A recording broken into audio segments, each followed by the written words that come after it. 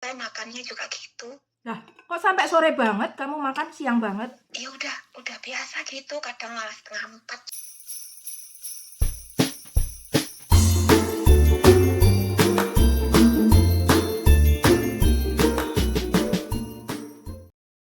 Halo, assalamualaikum teman-teman semuanya. Selamat siang. Ini saya lagi istirahat makan siang. Udah jam 3. Saya baru makan. Ini menunya gulai daging sapi. Wow, mantap. Paling seneng kalau makan menu Indonesia. Ya, ini saya lagi mau nelpon Mbak PMI saya. Lagi ada masalah sakit katanya. Tadi saya bilang jam 3. Halo. Halo, iya Mem? Ya, siang Mbak. Siang. Maaf ya, baru sempat telepon. Iya, nggak apa-apa. Tadi kamu tak telepon nggak diangkat. Saya lagi di toilet. Kamu baik-baik aja? HP. Alhamdulillah sih baik. Terus ini yo, itu kamu ke permasalahan kamu itu gimana sih? Kalau masalah sakitnya kamu itu sekarang gimana? Kalau sakit sih kadang itu gatal gitu loh Mem. Gatel di lehernya itu. Terus kadang itu kok merah gitu. Terus luarnya berarti Mbak, luarnya. Iya. Kadang tuh merah gitu, nggak tahu tiba-tiba merah gitu, terus besok lusa hilang, terus berapa hari merah lagi gitu loh. Oh, terus Mbak itu benjolannya semakin hari semakin besar apa enggak? Enggak tahu ya, kayaknya sih enggak ya, tapi kok kelihatan banget gitu loh maksudnya tuh. Iya, itu karena kamu semakin lama semakin kurus. Badan kamu tuh tak lihatin semakin lama semakin kurus. Jadi benjolannya itu kelihatan banget. Iya, gimana ya, di sini ya juga ngempet. Ya, terus sorry ya Mbak, aku sambil makan ya. Aku makan siang ini. Gak apa-apa. Ini udah jam 3 lebih. Saya baru sempat makan, baru selesai. Saya juga baru makan. Memang saya makannya juga gitu. Lah, kok sampai sore banget kamu makan siang banget? Ya udah biasa gitu, kadang malah 3:30 juga. Pokoknya kalau Mbak belum lapar ya belum makan. Pagi itu jam 10, setengah 11. Yes. Pokoknya ya gitulah. Mbak, biasa. Gini ya. Iya. Kamu kan minta operasi secepatnya ya. Iya. Soalnya itu kamu sakitnya kalau misalnya nggak dioperasi juga saya khawatir itu semakin lama semakin membesar. Terus kita juga nggak tahu dalamnya gimana, kan perlu dioperasi, ya kan? Iya. Kalau dari saya pribadi, namanya kamu di sini sakit, terus kamu resmi, kamu punya askes, itu saya nggak menyalahkan kalau kamu minta operasi. Yang penting kamu siap lahir batin, ya? Iya, insya Allah sih saya siap. Terus insya Allah sudah saya pikir-pikir itu. Karena saya sendiri juga maksudnya habis sakit, saya juga operasi, ya kan? Nah, kalau saya maksudnya dari pikiran saya sendiri, kemauan saya ya nggak apa-apa kamu minta diantar, ditemenin operasi nggak masalah. Terus kapan itu kan saya pertama kamu ngeluh ke saya, kan saya udah bawa kamu ke rumah sakit toh. Terus rumah sakit itu kan kamu dokternya kamu bilang kamu kalau bisa ya dioperasi gitu loh. Kalau kamu misalnya nggak mau sakit apa ya harus segera dioperasi kayak gitu. Nah, karena penyakit itu semakin lama semakin membesar. Kalau dilihat dari fisiknya kamu nanti kan kamu semakin kurus kan kelihatan banget benjolannya itu, ya kan? Iya. Terus dokternya bilang kalau karena kamu berhijab otomatis kan dokternya bilang gini, kalau kamu berhijab sih nggak kelihatan, tapi kalau kita misalnya nggak berhijab kan kelihatan banget itu, kan di leher ya. Jadi dokter menyarankan juga harus operasi, nggak apa-apa, saya bilang gitu. Terus waktu itu kamu masih mau mikir kan? Iya. Terus akhirnya sekarang kamu ngomong ke saya, katanya mau operasi. Nah, saya juga udah menyampaikan ke agen kamu, terus agen kamu awalnya langsung ngomong ke majikan, tapi tanggapan majikan yang pertama kali katanya dia nggak setuju kalau kamu operasi. Alasannya, kamu dengerin dulu saya cerita ya. Iya. Alasan pertama, pasiennya nggak ada yang menjaga. Alasan kedua, kamu nanti operasi membutuhkan waktu yang lama, kurang lebihnya di rumah sakit tuh minimal 3 hari sampai 1 minggu ya. Otomatis pasien nggak ada yang jaga. Terus aku ngomong kayak gitu kan nggak bisa. Saya masih ngomong kayak gitu sama agent kamu, agent menyampaikan ke majikan. Kemudian jawaban majikan seperti itu toh, intinya nggak bisa. Terus majikan punya cara katanya ngambil orang Taiwan tapi sistemnya cuman part time, dia nggak mau yang 24 jam kayak gitu kan.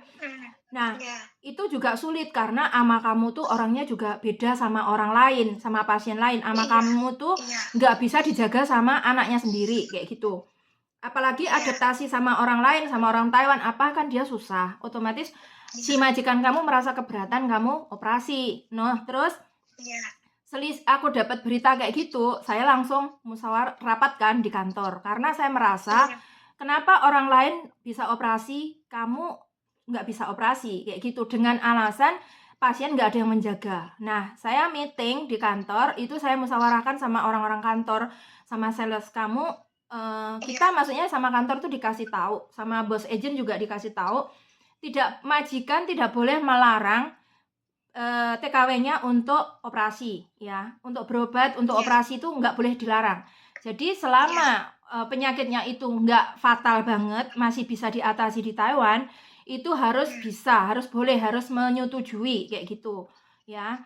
Terus akhirnya kita ngomong lagi ke agent kamu, terus agent kamu nelpon lagi ke majikan karena pertama kita tidak boleh maksudnya kesehatan kamu tuh paling utama, ya kan Mbak? Nah, kalau kamu di sini sakit, gimana kamu mau kerja? Kayak gitu loh. Jadi kesehatan, keselamatan kamu di sini itu juga diutamakan. Kita ngomongnya, lause pas meeting tuh hasilnya seperti itu. Nah, otomatis saya nyampein ke agent kamu langsung menekan ke majikan. Jadi kita memaksa majikan tidak mau tahu pasien kamu tuh siapa yang menjaga, kayak gitu. Jadi karena pasien itu punya anak, ya anaknya berapa sih, Ama? 6. Anaknya 6. Ya, perempuan 2, laki-laki 4. Anaknya 2, 6. Perempuannya 2, laki-lakinya 4. Nah ini semuanya ada di Taiwan nggak anak-anaknya? 1 yang nggak ada di Taiwan. Nah cuman 1, otomatis dia kan di Taiwan semua. Kalau misalnya dia ada 6, oke lah kita ngomongnya aja 5 orang ya. 5 orang kalau kamu dirawat kan misalnya satu hari itu majikan pertama yang jaga, hari kedua majikan kedua, hari ketiga selanjutnya, kan bisa rolling toh Mbak, bisa menjaga kayak gitu loh. Jadi majikan kamu alasannya begitu kita nggak setuju. Nah kemudian majikan ditekan seperti itu, akhirnya majikan mengerti karena kalau kamu nggak disetujui untuk operasi, keselamatan kamu kan nggak ada yang menjamin di sini. Nah karena kamu masih ikut majikan, pakai nama majikan, otomatis kamu resmi, ya majikan yang harus menanggung gitu loh. Oh sekarang ini ada jawaban, jadi kamu boleh operasi, tapi majikan kamu ya sama agensi juga meminta kamu menyiapkan mentalnya dulu. Terus yang kedua ya masalah biaya, ya. Masalah biaya kamu tolong, kan kita kan punya askes ya kan, jadi kalau biaya itu nggak mahal banget. Tergantung penyakitnya, tergantung operasinya bagaimana, masing-masing rumah sakit juga beda ya. Nah itu nanti tolong siapin uang sekitar 20.000 cash. Kamu ada uang untuk bulan ini? Insya Allah kalau 20.000 insya Allah ada. Kamu sudah ada uang pegangan sekarang? Sudah ada. Jadi kalau bulan ini atau mungkin bulan depan itu nggak masalah ya? Tapi kalau bisa ya sebelum puasa lah. Saya nggak mau kalau puasa nanti, insya Allah saya mau puasa gitu.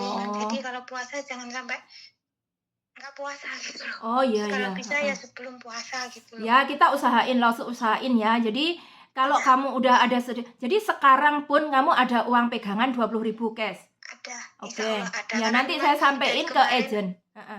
Ya dari kemarin kan udah dia operasi itu saya udah ngumpulin sedikit-sedikit. Saya udah bilang suami kalau saya mau operasi, jadi ya suami ngizinin ya.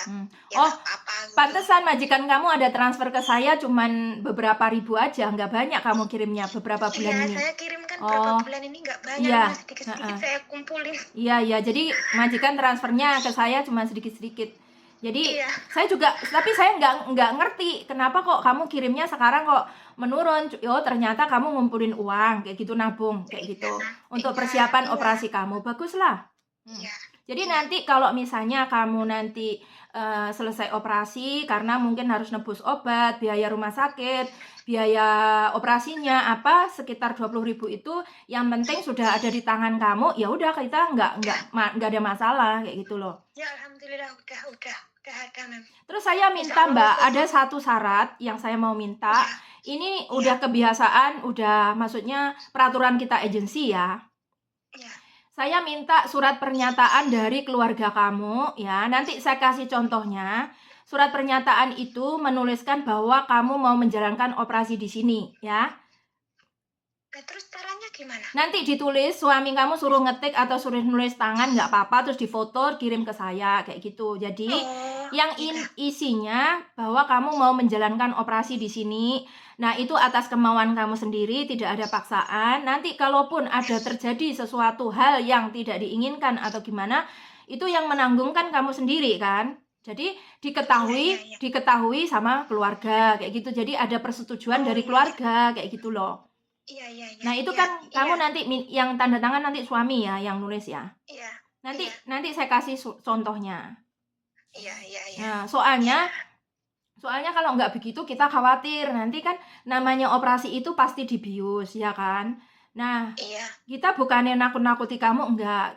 Kamu gini aja, maksudnya sabar dan berdoa supaya kamu pokoknya lancar, operasinya lancar, nggak ada masalah kayak gitu loh. Iya, amin. Makanya kamu saya bilang dari sekarang siapkan mental kamu ya.